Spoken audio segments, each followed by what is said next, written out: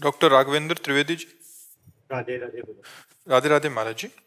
महाराज जी, श्री जी कृपा से मैं राजस्थान में एक सरकारी संस्कृत विद्यालय में अपनी सेवाएं दे रहा हूं, जहां छात्रों को गीता आदि धर्म ग्रंथ पढ़ाने पड़ते हैं।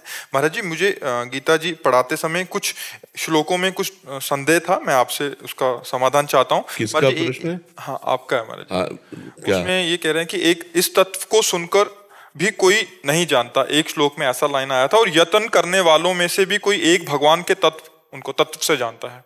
तो इस अलग अलग दो श्लोक। हाँ, जैसे तत्व से जानना है ना, ये बड़ा कठिन है।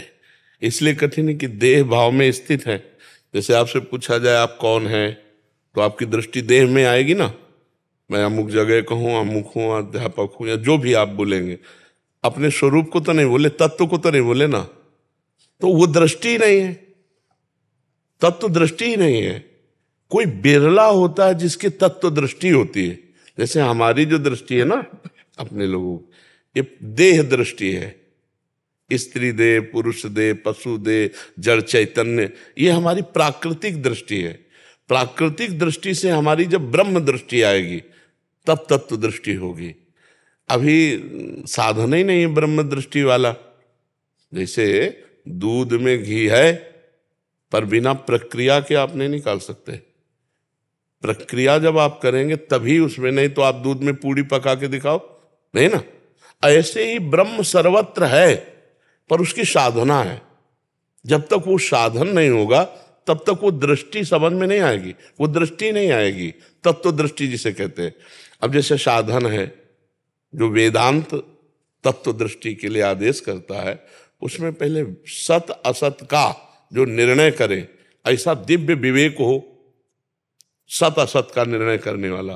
तो जैसे विवेक की बात आती है तो ब्रह्म सत्यम, जगन मिथ्या, संपूर्ण जगत मिथ्या है, और उसी को हम सत्य मान रहे, तो हमारी दृष्टि ही खत्म, परमार्थ वाली दृष्टि ही नहीं है।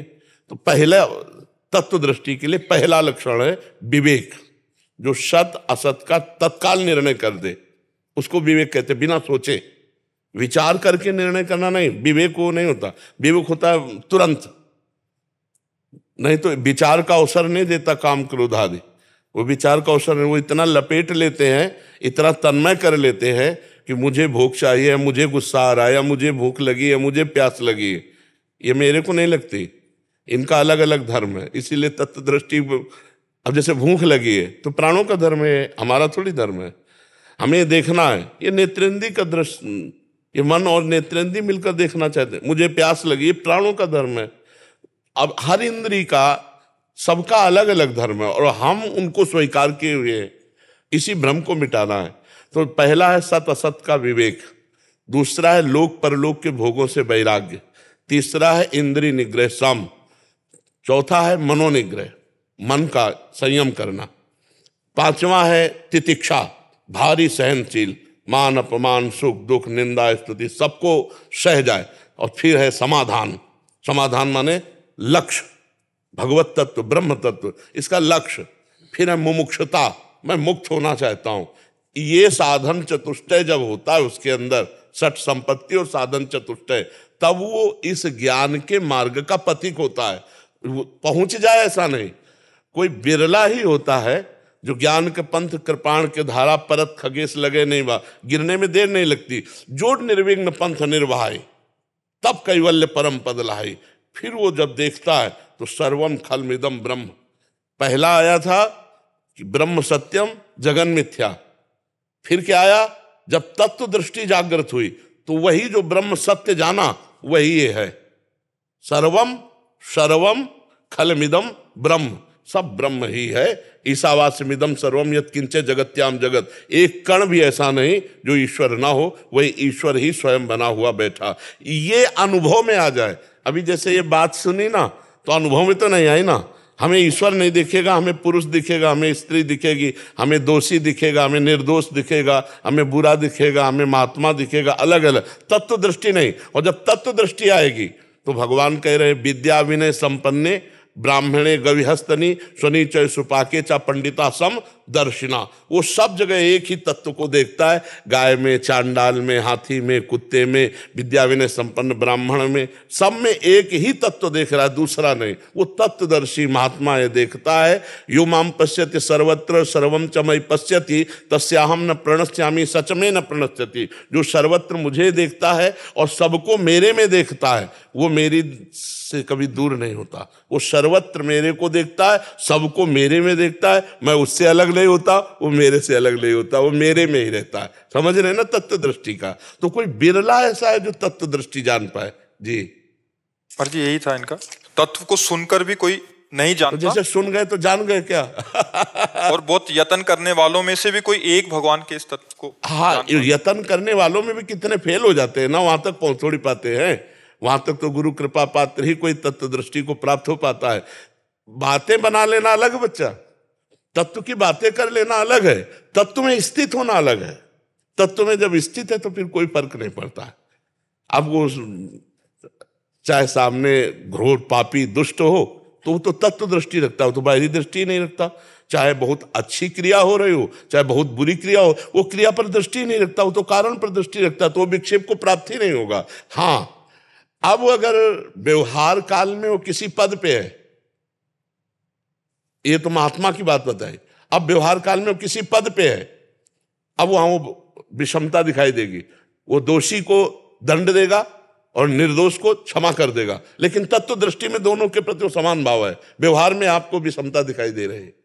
दोषी को दंड देना और निर्दोष को क्षमा कर देना, ये बाहरी क्रिया है। अंतर्दृष्टि में दोनों के प्रति समान भाव होगा यदि वो किसी अधिकार पद में है तो। जैसे तत्व दृष्टि राजा भी हो सकता है, तत्व दृष्टि कोई पदाधिकारी अफसर भी हो सकता है, तो तत्व दृष्टि कोई विरक्त महात्मा भी हो सकता है। तो विरक्त महात्मा होगा तो उसके ये लक्षण होंगे, एक हाथ में कोई चंदन शीतलता और एक हाथ में कोई ताप दंड दे रहा है, वो दोनों के प्रति समान भाव है। लेकिन इसी स्थिति को प्राप्त अगर कोई महापुरुष पदों में है तो वो अपराधी को फांसी पे लगाएगा और निरपराध को बड़ा सहयोग करेगा। तो उसका ना अपराधी से द्वेष है ना निरपराध से राग है, लेकिन वो सम निर्णय कर रहा है। वो सम होते हुए भी विपरीत वहां दिखाई दे रहा है। जैसे श्री भगवान असुरों का वध कर रहे हैं, दैत्यों का विनाश करते हुए साधु जनों की रक्षा कर रहे हैं, लेकिन भगवान समदर्शी है, भगवान सम है। अब वो स्वामी है पूरे त्रिभुवन के। जब त्रिभुवन में कहीं कोई ज्यादा वो करेगा तो फिर भगवान पक्षपात दिखाई देता, उनमें होता नहीं है। भक्त का पक्ष लेते हुए अभक्त का विरोध करते हुए दिखाई देते हैं। महापुरुषों को तत्व दृष्टि, महापुरुषों को केवल तत्व दृष्टि वाला ही जान सकता है और नहीं जान सकता है। बाहरी लक्षणों से नहीं जाना जा सकता है, क्योंकि बाहरी व्यवहार अगर वो किसी पद में है, मान लो किसी पत्नी का पति है, तो उसके साथ बिल्कुल ठीक पति जैसा व्यवहार होगा। वहीं उसकी बहन है, उसके साथ ठीक बहन जैसा व्यवहार होगा।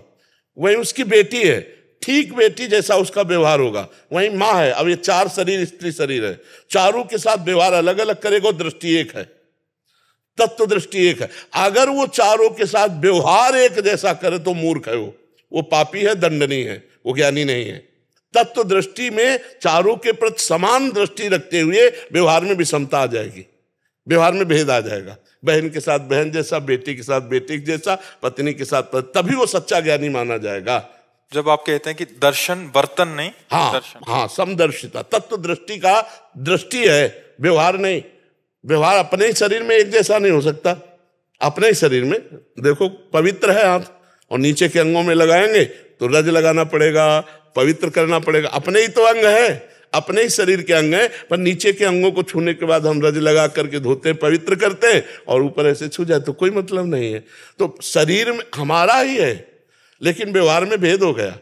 नीचे के अंगों का स्पर्श करके हम पवित्रता का निर्वाह करेंगे और ऊपर के अंग छू जाए तो कोई परेशानी नहीं। तो ऐसे ही जैसे हमारा ही शरीर है पर व्यवहार में भेद है, ऐसे ही व्यवहार में भेद रहेगा उसके भी, जो तत्व दृष्टि वाला महापुरुष है।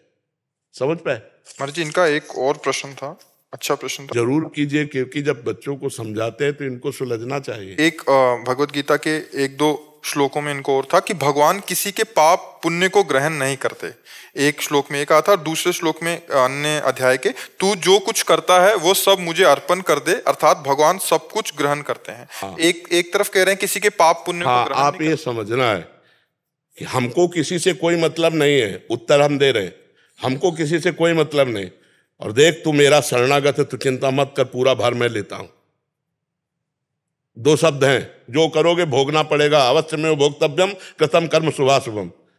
और एक शब्द है, तुम शरणागत हो, तुम चिंता क्यों करते हो, अहम त्वाम सर्व पापे मोक्षयिष्यामि मा शुचा, मैं तुम्हें पवित्र करूंगा समस्त पापों से, यत् करोषि, जो तुम करते हो मेरे को समर्पित करो।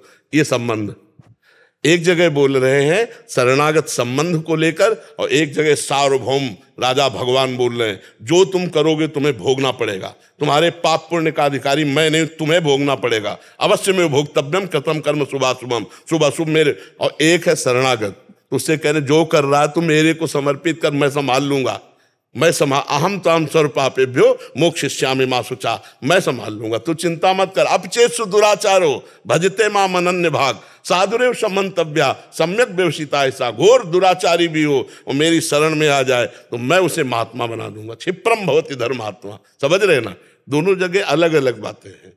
अलग अलग बातों को अगर हम एक जगह मिलाएंगे तो फिर वो मिल नहीं पाएंगी। एक जगह राजा बन करके सार्वभौम सिद्धांत बोल रहे हैं और एक जगह पक्षपात शरणागत का ले रहे हैं कि तो जो कर मेरे को समर्पित कर। तो आग में चंदन डालो तो आग, लोहा डालो तो आग, और विष्ठा डालो तो आग, आग अपना स्वरूप प्रदान कर देती है। तो जब ऐसे हो जाते हैं ना तो शुभ अशुभ दोनों भस्म हो जाते हैं, भगवत स्वरूप हो जाता है जीव।